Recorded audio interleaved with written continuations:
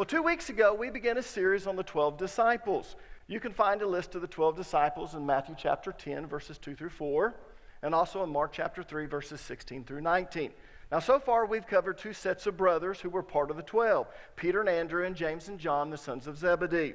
This morning, we're going to speed things up, and we're going to cover three more disciples. We're going to cover Philip, Bartholomew, and Thomas. And let's start with Philip. Philip was a Jew with a Greek name. Philip means lover of horses, and it was a common name among Gentiles because Alexander the Great's father was named Philip. In fact, I visited his tomb. It's one of the few tombs that grave robbers haven't robbed because they couldn't find it. So when it was discovered in 1977, it still had everything he was buried with inside. Here's a few pictures from inside his tomb and some of the things that they found. First, you see an entrance to his tomb. And actually, they built this tomb and then they covered it with soil. And many times the reason grave robbers could find these tombs is because it looked like a small little hill. It was too symmetrical and they knew something was buried there. But with Alexander the Great's father, he made sure that when they covered it, that they covered it with enough soil that it didn't really leave a big mark. So it was undiscovered until 1977. This next picture is Philip's armor and shield. And you would be surprised the great shape it's in. And the last one is one of three gold diadems. In other words, three gold crowns. They found quite a bit of treasure inside the tombs, and so that's why grave robbers would rob these tombs, is because they knew treasure would be inside. But Philip was an uncommon name for Jews, which made it very probable that Philip's family had strong ties or connections to Gentiles, particularly Greek businessmen. In fact, let me show you a passage of Scripture that seems to indicate that Philip had connections or ties to Greek businessmen. Turn to John chapter 12, verses 20 through 22. So some Greeks who had come to Jerusalem for the Passover celebration paid a visit to Philip, who was from Bethsaida in Galilee. They said, "Sir, we want to meet Jesus." Philip told Andrew about it, and they went together to ask Jesus. Now, you're probably wondering why Greeks would travel to Jerusalem to celebrate the Passover, because it doesn't say that they were God-fearing men, which was the term that the Jews used to describe Greeks who had converted to Judaism but hadn't been circumcised. If you want a scriptural reference for that term, God-fearing men, look at Acts chapter 10, verses 1 and 2. It mentions Cornelius, who was a God-fearing man. In other words, a Gentile who had converted to Judaism, but he hadn't been circumcised. So if these Greeks weren't Jewish converts, why did they travel to Jerusalem in order to celebrate the Passover? Well, they actually didn't go to celebrate the Passover. They went for business reasons. Remember, all Jewish males were required to travel to Jerusalem 3 times a year to celebrate the 3 major feasts. And what are the 3 major feasts? Well, you start with the Feast of Passover. But the Feast of Passover also includes the Feast of Unleavened Bread and the Feast of First Fruits. And then in the summertime, you had another feast. It was called the Feast of Pentecost. And then in the fall, you had another feast called the Feast of Trumpets. It also included 2 other feasts, the Feast of Atonement and the Feast of Tabernacles. So basically, the spring feast and the fall feast were 3 feasts in one. But if you add them all up, there were 7 total feasts. But they were held in such a way that you only had to travel to Jerusalem 3 times a year. So you referred to them as only 3 feasts. If you went in the springtime, you were going to the Feast of Passover. While you were there, you celebrated the Feast of Unleavened Bread and the Feast of First Fruits also, but you still referred to it as the Feast of Passover. In the summertime, you went to the Feast of Pentecost. In the fall, you went to the Feast of Trumpets. While you were there, you would also celebrate the Great Day of Atonement and the Feast of Tabernacles, but you referred to it as the Feast of Trumpets. So most Jews just referred to it as 3 feasts because that's when they traveled to Jerusalem. Now, according to Josephus, Jerusalem would swell from 80 to 90,000 people to 2.7 million people during the feast. 2.7 million people.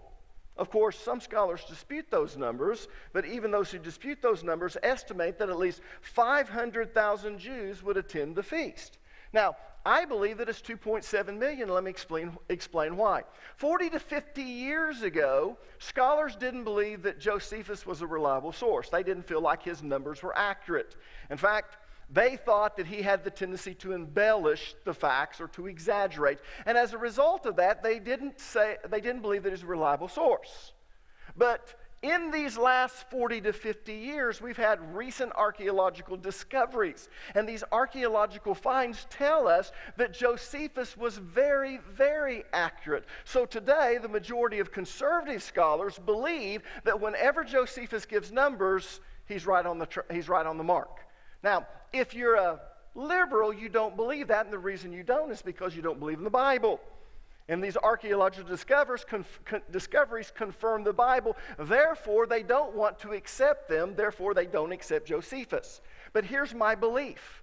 I believe that during these three feasts, Jerusalem would swell from 80 to 90,000 people, that's who lived in Jerusalem, to 2.7 million people. So you had a lot of Gentile merchants traveling Jerusalem to take advantage of the huge crowds. And according to the Gospel of John, some of them wanted to meet Jesus. So they approached someone they knew who could introduce them to Jesus, and that certain person was Philip. Look at John chapter 12, verses 20 through 22 again. Notice what it says.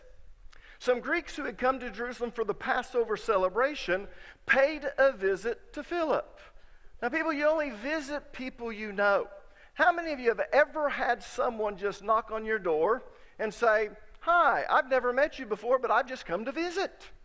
No, not unless you moved into a neighborhood, right? And if they came to do that, hopefully they brought something that was baked. Yeah, but we just don't do that. If you're traveling on vacation, you don't go up to the door, just knock on the door and say, "Hey, I'm from Oklahoma, we're on vacation, but I'd like to just come in and visit." No, you don't do that. The reason they went to visit Philip is because they knew him. And they knew that Philip was no longer in business, but he was a disciple of Jesus. And they had been hearing about this Messiah. They had been hearing about his miracles. Remember, his main office was in Capernaum. That was a site where all of these caravans would pass through from the spice route and also from the silk route, and it would go all through the Mediterranean. So these Greek merchants had been hearing about this great rabbi. And so when they get to Jerusalem for the Feast of Passover, they say, "Hey, Philip is no longer a businessman. He's one of the disciples of this rabbi, this famous rabbi. Let's go meet Jesus." Now let's keep reading. They paid a visit to Philip, who was from Bethsaida in Galilee. They said, "Sir, we want to meet Jesus." Philip told Andrew about it, and they went together to ask Jesus. Now, do you see that? These Gentiles wanted to meet Jesus, but that doesn't surprise me. You see, everyone at certain times in their life is open and receptive to the gospel of Jesus Christ. Let me say that again. Everyone at certain times in their life is open and receptive to the gospel of Jesus Christ. For whatever reason, a window of opportunity opens, but it's only open for a short time, so you better take advantage of it. I saw this and experienced this at Southwestern Bell. I graduated high school at 17, and I went to college, and I had 3 years of college. I was on the path to be a teacher. But I found out real quick that I really didn't want to be a teacher when I was doing my pre-interning, but I didn't know what else to do. So I was continuing along. And when I had 3 years of college underneath me, I decided to drop out and go to work for Southwestern Bell. I went to work at Southwestern Bell at the age of 20. But what most of you don't know is about 3 months before I went to work for Southwestern Bell, I got saved. I got saved. And I made Jesus Lord of my life, and I wanted to truly live it. So I go to work at Southwestern Bell as a young man who is full of Jesus Christ and is excited to share Jesus. And I went to work with these crusty old men. Most of them were in their upper 40s, 50s, or 60s. And they saw me coming, and they saw this person who's excited about Jesus, trying to live his faith. And I want you to understand, they were hazing me all the time. And I'll be honest with you, it didn't bother me a bit because I'd grown up playing sports. I'd been hazed, and I've hazed others, and I don't believe hazing is wrong. Now, if you disagree with that, I want you to understand that you can email me at idon'tcare.com. But I want you to understand, hazing was just a part of playing sports. As long as it doesn't cross the line and it gets dangerous or someone gets hurt, that's just the part of life. And when I went to work for Southwestern Bell, these older men, they enjoyed hazing me. And there was another young man that was there, came to work about the same time that I did, and they would haze him too, but I guess he never played sports, and he'd get mad. Now here's what I learned very quickly. They liked me because I went along with it, I laughed at it, I thought it was funny. They couldn't stand the other one. And it just got worse for him, and it began to ease up on me. But the thing that they really would concentrate on was my Christianity. Now here's what's interesting. As they watched me, and I'd been there a year or two, if they had difficult problems in their life, they would say, "Hey, Cubby," that's what they called me. "Hey, Cubby, are you going to stick around after work for a while?" And I knew that was code for, I want to talk to you, and I want you to pray for me, but I don't want anyone to know about it. So I would say, "Sure, I'll do that." And then after everyone left, they would sit down and they would talk about what they were experiencing. And normally it was something traumatic. Maybe they were getting a divorce, maybe their spouse was having an affair on them, maybe their child had been diagnosed with something very, very seriously. But for some reason, something dramatic had taken place, and I want you to understand something. They were open and receptive to the gospel of Jesus at that point. And so what I would do is I would listen to them. I would share with them about Jesus and what the Word of God had to say about their situation. And then I would literally grab their hand, crusty old men who didn't know Jesus, and the reason they came to me is because they didn't know any other pastor. And I wasn't pastoring at the time. I was just a Christian. I'd grab their hand and we would pray. And over the weeks, I would ask them when no one was around how things were going. They'd keep me updated. I'd tell them, "I'm continuing to pray for you." Now, here's what's interesting. After things got better in their life, guess what? That open window would shut. They were no longer open and receptive. Some of them remained open and receptive, but others didn't. But I want you to understand that's what takes place. Now, let me relate this to the family, to the home. Parents, you need to understand something. Every child at certain times in their life is open and receptive to the gospel of Jesus Christ. And as a parent, it's your job to be sensitive to your children and to know when that window of opportunity is open, to know when they are open and receptive to the gospel of Jesus Christ. And it's your job to win your children to Jesus, to lead them to the Lord. It's not the church's job. We're here to help you. We're going to teach your children about Jesus. We're going to give them the opportunity to respond. But some of you think that's your job, is just to bring them to church and let the church take care of it. It's not. You have two responsibilities as a parent. Number one, to raise your children to be godly, and number two, to raise your children to be independent. Many of you are very successful when it comes to raising your children to be independent, but you're not successful when it comes to raising your children to be godly. And let me explain why. It's because you were not sensitive to their life to realize when they were open and receptive to the gospel and to take advantage of that. Parents, you need to do that. You need to be intentional about parenting. So, Philip took advantage of every opportunity to introduce people to Jesus. And that's something that we need to do with our family members, with our neighbors, and especially with our co-workers. Now, why do I say especially with our co-workers? I say that because the greatest mission field in the world is the workplace. Let me say that again. The greatest mission field in the world is the workplace. In fact, these Greeks came to Philip because they did business together. The men at Southwestern Bell came to me because we worked together, and they saw me living my life for Jesus Christ. So if you want to be a true disciple of Jesus Christ, not just a student of the Bible, then you need to see your workplace as a mission field, because it truly is the greatest mission field in the world. You see, the average person will spend 92,120 hours working over their lifetime. In other words, you're going to spend 35 to 40% of your life at work if you count just waking hours. Now, what do I mean by waking hours? Well, there's 24 hours in a day. And the average person is going to spend 8 hours of that 24-hour period sleeping. Some of you might say, "Well, Pastor Allen, I only sleep for 6 hours." But I guarantee you probably take an hour to prepare for sleeping. It might take you an hour to wake up. If you don't sleep that well, then you're like me. It takes a while for your body to get going. Maybe you have to have that first morning cup of coffee. But I want you to understand the average person sleeps for about 8 hours. That means that you're awake for 16 hours. Now, if you calculate how much time you spend at work over the course of your life, and then you do the math according to the waking hours that you have, what you're going to find is you're going to spend 35 to 40% of the waking hours in your life at work. At work. So the workplace is your mission field. And God expects you to take advantage of it.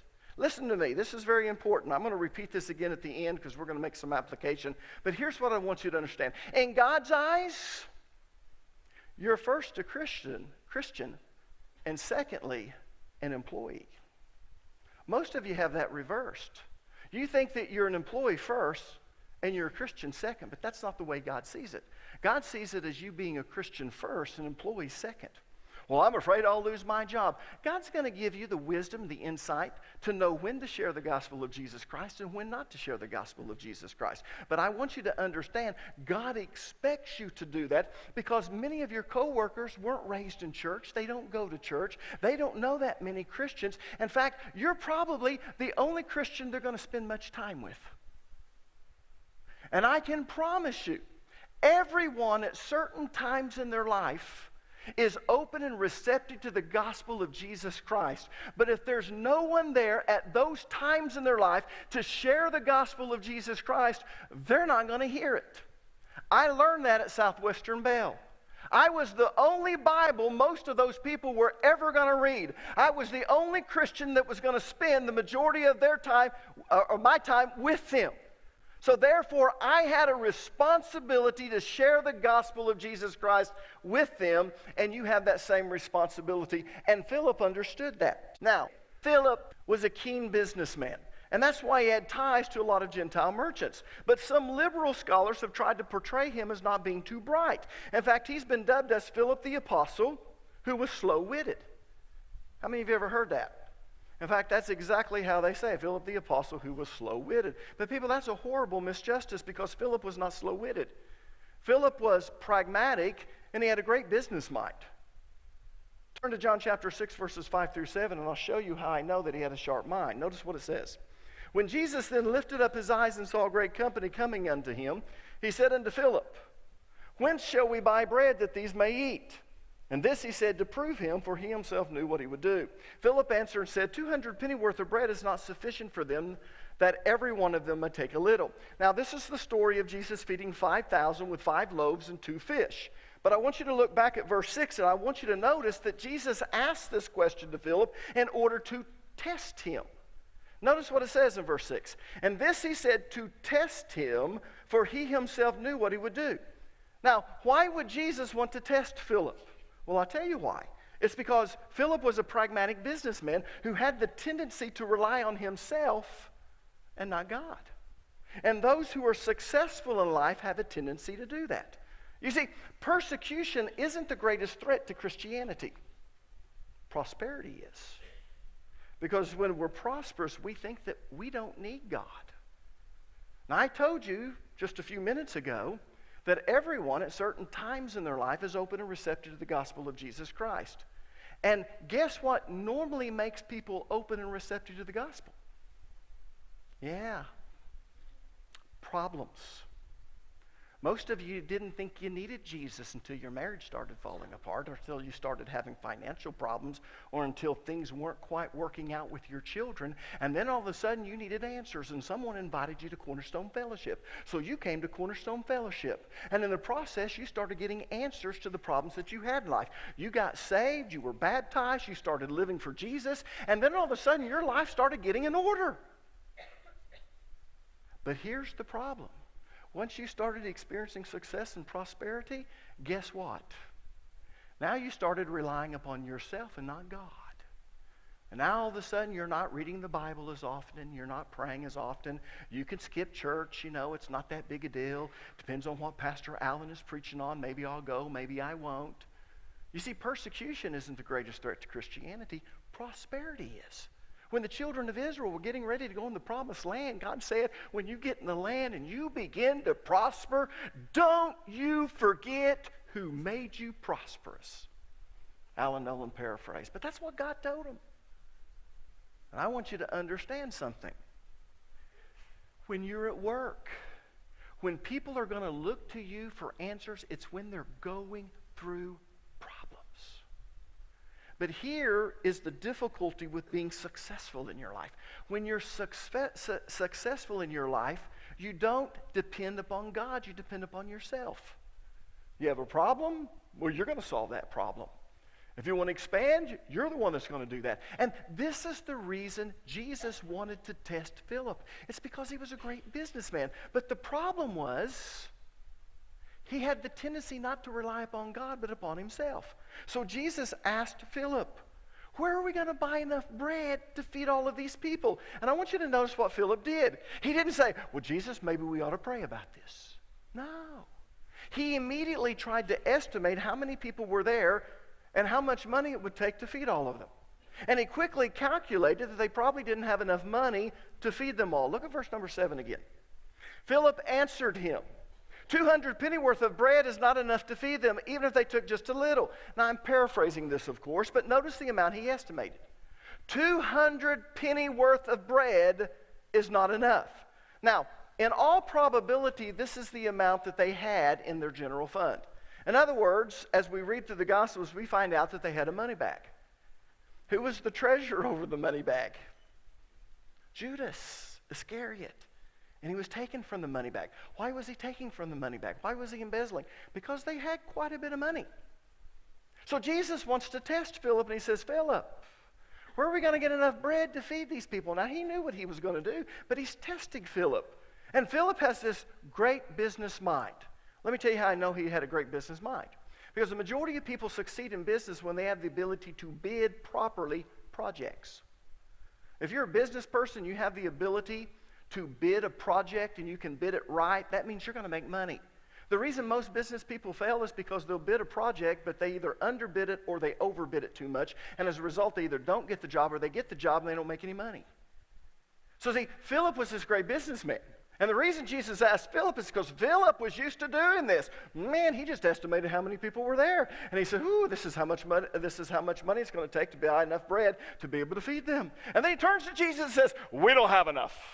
Send them home. Yeah. But how much was 200 pennyworth of bread? Well, the word pennyworth is translated from the Greek word denarion.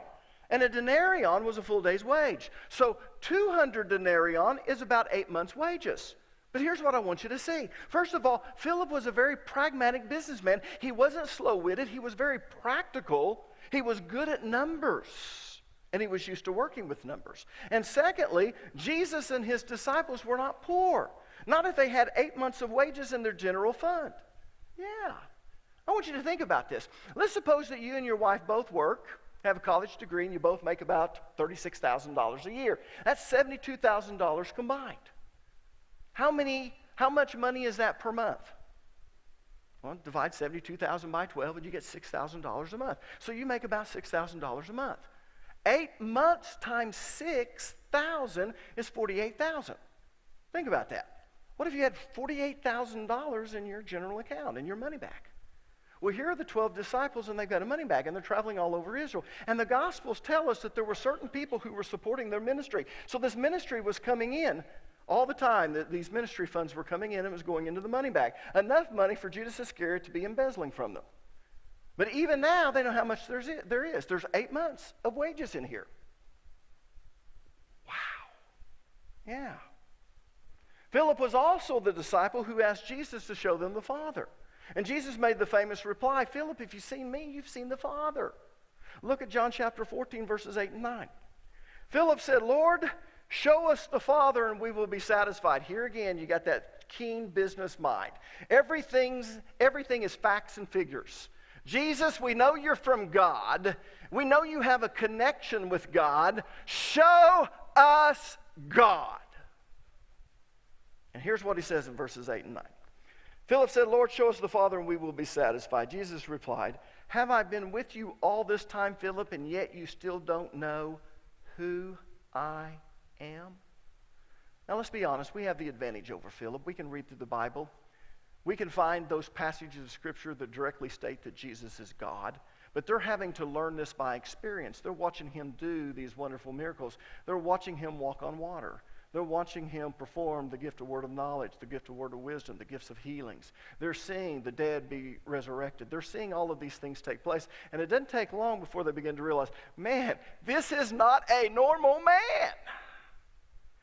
Of course, Peter came to that realization before anyone else. Thou art the Christ, the Son of the living God. But Jesus is at the end of his ministry, and Philip is saying, show us the Father. And he says, wow, haven't I been here so long that you don't even know who I am? And then he goes further. Notice what he says. Philip, anyone who has seen me has seen the Father. So why are you asking me to show him to you? And Philip's like, oh, okay, I get it. You're God. Now, Philip was crucified, and then he was stoned to death as he hung on a cross in the city of Hierapolis, a city of Phrygia, which is modern-day Turkey. I've been to Hierapolis twice, and it's really a neat place. And the reason you go to Hierapolis is because not only was Philip crucified there, but because it's very close to the cities of Colossae and Laodicea. Colossae is who the letter of Colossians was written to, and Laodicea is one of the 7 cities that are mentioned in the book of Revelation. And so you'll go there. Now, this is an interesting city because it has hot mineral water flowing over the edge of the city terrace, and it covers the landscape with lime so it looks like snow, but when you get up there, it's hard as a rock because it's calcite-laden springs, but it's hot springs. In fact, let me show you some pictures. This is the Terrace of Hierapolis. Now, you see what this looks like? There's water in this, and it's very warm water. It's mineral water, and it has healing properties. So while you're there, this is an interesting picture because no one's there, but normally there's all types of people there in their bathing suits because it's kind of like a public hot tub. And people from all over the ancient world would travel here to be able to sit here because they thought it healed things like arthritis, and it did make you feel better. So people would come here, and it was a healing center. Now, let's look at the next picture. This is me standing in front of that mountain. Notice it looks like snow. That is not snow. That's lime. Yeah. That's from that mineral water. Let's go to the next picture. There it is. Doesn't that look like snow? No. Hard as a rock. That's that calcite-laden springs, and it's forming these terraces. And those are people that's walking up there. Let's keep going. We're at the hotel, and this is this mineral laden water that's coming in, and you get a chance to swim in that. Of course, I didn't have my partial knee replacements at that time, and so my knees were swollen. I would get in the water, and by the next day, they were down. Wonderful properties. Let's keep going. Here is this big, huge city. You can see this is an amphitheater. This is a coliseum that they had. But this was a huge city because people from all over the world would come to Hierapolis. Let's go to the next one. If there's one more. Yes, I got 2 more. This is kind of the main pavilion that you have. Let's look at the next one. And you can see the road right here. But this was a tremendous city. Now, what's interesting is that when you're at Hierapolis, you can look across the valley and you can see Laodicea. Now, you really can't recognize it because you see the ruins over there, but they're small. But if you go to the other side, if you're at Laodicea and you look across the valley, it's easy to spot Hierapolis because it looks like snow. But it's not snow. It's the lime. Anyways, that's just little things that I thought you might enjoy. That's where Philip was martyred. Now let's talk about Bartholomew. Actually, Nathaniel was his first name. Bartholomew was his surname. In other words, his last name. Bar means son, so Nathaniel was the son of Bartholomew. Sometimes when we see that, we think, ooh, that's their name. No, Bar means son. So he was Nathaniel, son of Bartholomew.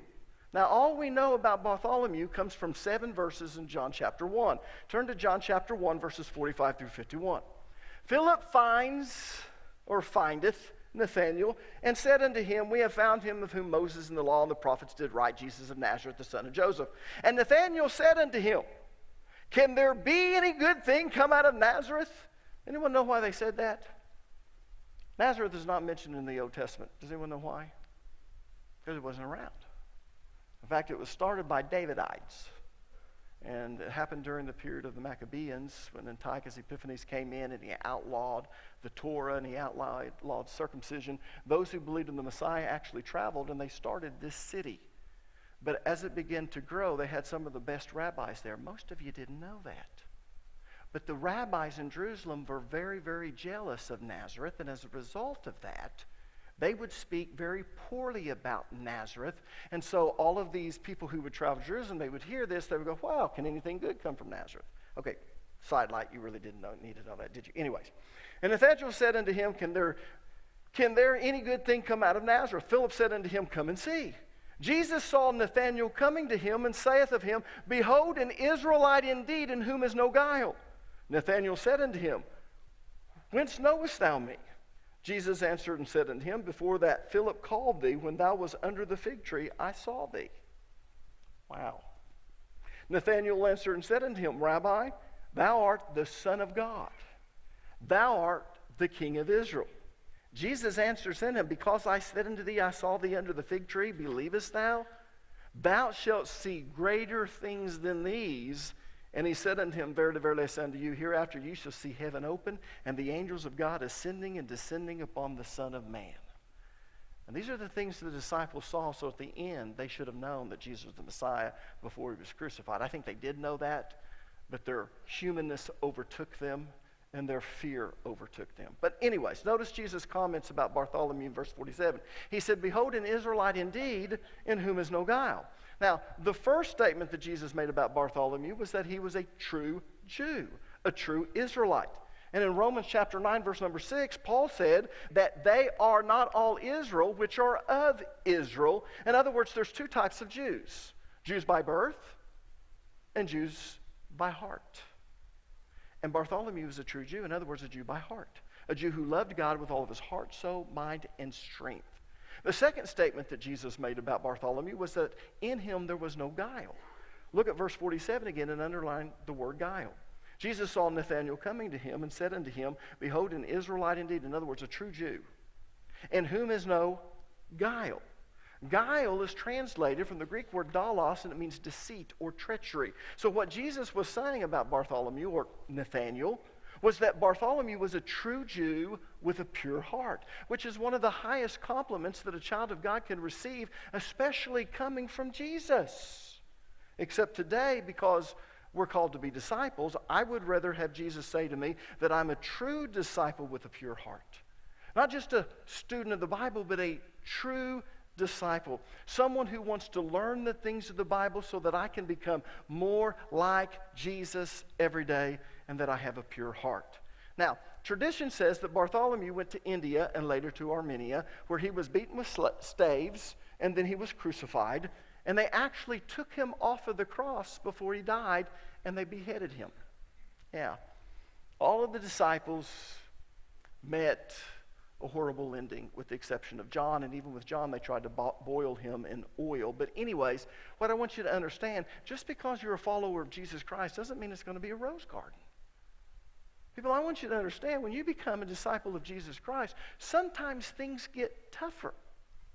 And I'll be honest with you, I think that God purposely had me go to Southwestern Bell to meet men who had never been raised in church, to find out what it's like to serve Jesus Christ in a workplace with men who are crusty. That's a nice way of saying some other things, people. And I found out that if you're serving Jesus Christ, it's not a walk in the park. And we need to understand that. Now let's look at Thomas. Thomas in Hebrew means twin. Thomas is also known as Didymus, which is the Greek equivalent of the name Thomas, because both names mean twin. Now, many scholars believe that the name Thomas was actually a nickname that was given to him by Jesus and the other disciples, and the facts seem to indicate that. Eusebius, who was one of the very first church historians, says that Thomas' real name was Judah, and that his nickname was used by his companions in order to distinguish him from Judas Iscariot. We translate it Judas, but actually it was Judah of Iscariot, but we call it, or we transliterate it as Judas. You see, the reason that most scholars believe that he was given the nickname twin is not because he had a twin sibling. He probably was not a twin, but it was because he was double-minded, like the person who's described in James chapter 1, verse number 8. It says, a double-minded man is unstable in all his ways. So some scholars believe that Thomas had the twins named faith and unbelief inside of him, struggling against one another. In other words, instead of being single-minded, he was double-minded, hence the name twin. Let me see if I can make this more clear. Scholars believe that the reason they gave him this nickname is because he had faith on one shoulder and unbelief on the other shoulder. And you never knew which Thomas you were going to get. One day he was Thomas, the mighty man of faith. We'll do anything that you want, Jesus. And the next day it was like, oh my gosh, we're all going to die. Yeah, they never knew which Thomas they were going to get. So guess what they did? They nicknamed him Twin. And probably it came from Jesus, because Jesus had a great sense of humor, and he was snarky at times, and he would use some of your characteristics as a nickname. How many remember with James and John when they went into this village and they didn't receive Jesus? And what did James and John say?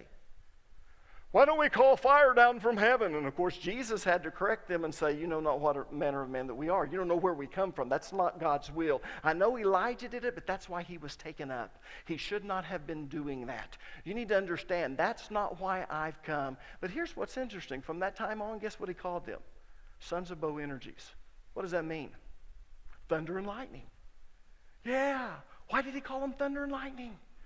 Because they wanted to call fire down from heaven. Oh, yeah.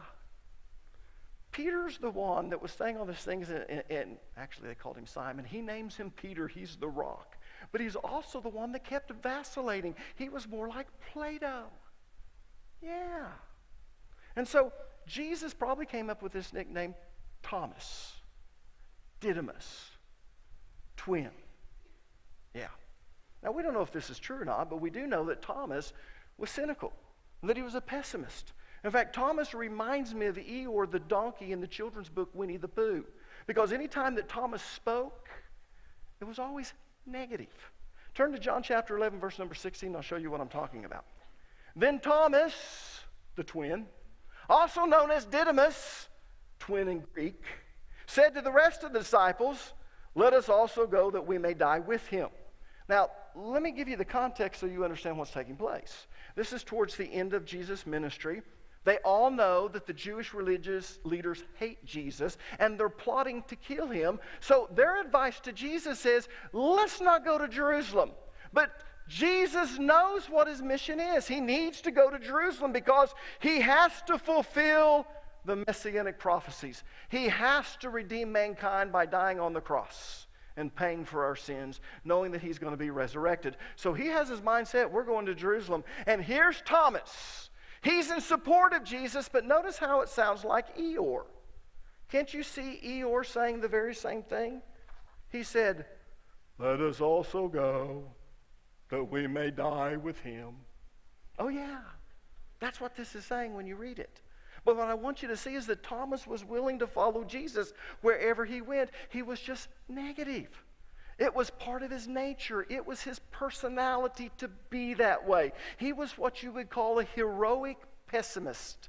He was willing to die for Jesus, but you had to put up with his constant complaining and his negative, pessimistic outlook on life. Oh yeah, that's how he was. In fact, in John chapter 14, verses 1 through 6, Jesus was kind of excited about going back to the Father. Again, he's at the end of his ministry. John 14 has a lot to do about how he's preparing his disciples for when he's going to have to leave. He's going to be crucified. He's going to descend into hell. He's going to pay for our sins. When all of our sins are paid for, God is going to legally raise him from the dead, according to Leviticus 18, verse 5. He's going to overcome sin and the consequences of sin. He's going to be on this earth for 40 days, and then he gets to go home. He gets to go back to heaven to be with the Father. And the truth is, Jesus is excited about it, but he has to prepare his disciples. Because I'm going to be going after my mission is complete. I'm going to leave it in your hands, but don't worry, when I go, it's a good thing. Because when I go back to the Father and I sit at his right hand, that symbolizes that my mission is complete. When my mission is complete, I'll send the Comforter of the Holy Spirit to you. But Jesus is excited. He's cheerful. He's happy. But Thomas could see nothing cheerful, nothing exciting, nothing good in Jesus leaving them. And his reply, like all of his recorded words, has a touch of sadness in it. Look at John chapter 14, verses 4 and 5. And you know the way to where I am going. In other words, Jesus is telling them, I'm going back to the Father, which in other words, I'm going back to heaven. And he says, you know the way to where I'm going, which is heaven, because I am the way. I am the way, the truth, and the life. No man can come into the Father. No one can get to heaven except through me. You know where I'm going, and you know the way to get there through me. Now notice Thomas' reply. No, we don't know, Lord, Thomas said. We have no idea where you are going, so how can we know the way? Gosh, can't you just hear the negative, pessimistic part of him? His nature, his personality. I have to be honest, people like that drive me nuts. Me and Thomas would have had to stay on two separate sides. And the most famous statement that Thomas ever made was the one that earned him the title of Doubting Thomas, and it's found in John chapter 20, verses 24 through 25. Notice what it says. One of the 12 disciples, Thomas, nicknamed the twin. Why? Because you never knew which twin you were going to get. The great man of faith or the one that's going, oh gosh, we're all going to die. Was not with the others when Jesus came. They told him, we have seen the Lord. So let's see which twin they got. But he replied, I won't believe it until I see the nail wounds in his hands, put my fingers into them, and place my hand in the wound in his side. I won't even accept a look-alike. I've got to put my fingers in it and my hands in it. In other words, Thomas refused to believe in the resurrection of Jesus Christ until he saw it with his own eyes. And there are many people like Thomas. They can't accept anything unless they see it with their own eyes. We call them Missourians. I'm not, just teasing. But notice Jesus' reply in verses 27 through 29. Then he said to Thomas, because he comes back. Here's what he said. He knew exactly what Thomas said. And he also knew this is the twin he's dealing with, not the twin of faith. He's dealing with unbelief. So he says, Thomas, put your finger here and look at my hands. Put your hand into the wound in my side. Don't be faithless any longer. Believe. My Lord and my God, Thomas exclaimed. Then Jesus told him, you believe because you have seen me. Blessed are those who believe without seeing me. In other words, blessed are those who believe without having seen it with their own eyes. Now, I personally believe that a pessimistic and critical spirit is really dangerous to the will of God. Now, it's okay to be cautious and objective, but it's not okay to be pessimistic, because pessimism is just doubt in disguise. Let me say that again. Pessimism is just doubt in disguise. In fact, make no mistake about it, pessimism is sin. Why? Because pessimism is doubt, and doubt is sin. According to Romans 14:23, it says, for whatsoever is not of faith is sin. So don't think it's okay with God to be pessimistic. No. It's okay to be cautious. It's okay to be objective. But it's not okay to be pessimistic, because it's doubt, and doubt is sin. Now, let me close with this thought. Thomas is further proof of the fact that Jesus died and was resurrected. Because a man like Thomas would never give his life, would never die for a lie. Why? Because he was way too cynical for that. And for those of you who aren't familiar with tradition, Thomas traveled all the way to India to present the gospel of Jesus Christ, and that's where he's martyred. Now pull out your discipleship card. Pull this out. Every time you study the Bible and every time you hear a sermon, you should ask yourself, is there a command I should obey, an example I should follow, or a principle I should live by? In this case, I'm going to give you an example to follow and two principles to live by. Here's the example to follow. The example of Philip. Philip was always willing to introduce people to Jesus. And he used his work connections, his business connections, to be able to introduce people to Jesus Christ. You need to do that. Now, let me give you the two principles to live by. Principle number one. The greatest mission field in the world is the workplace. The greatest mission field in the world is the workplace. And God expects you to be a Christian first and an employee second. School teachers, you're getting ready to start back. Let me say this. God expects you to be a Christian first and a teacher second. You're going to be 8 months with children. And I promise you, every child at certain times in their life is open and receptive to the gospel of Jesus Christ. And it is your job to be sensitive to those times and to share the gospel of Jesus Christ. Well, I'll get fired. Well, you don't make enough money anyway. Seriously, you should get a $5,000 a year raise minimum. I promise you. If I'm elected governor, you will get a $5,000. But you do. You deserve that. But let me just say this. God expects you to be a Christian first and a teacher second. It doesn't matter where you work. Let me tell you, your work is temporary. Eternity is forever. Second principle. Everyone at certain times in their life is open and receptive to the gospel of Jesus Christ. That's a principle. And as a parent, you better be sensitive to your children, and you better know when they're open and receptive to the gospel, and it's your responsibility to lead them to Jesus. And if you don't know how, you better find out, because their eternal destiny is dependent upon you.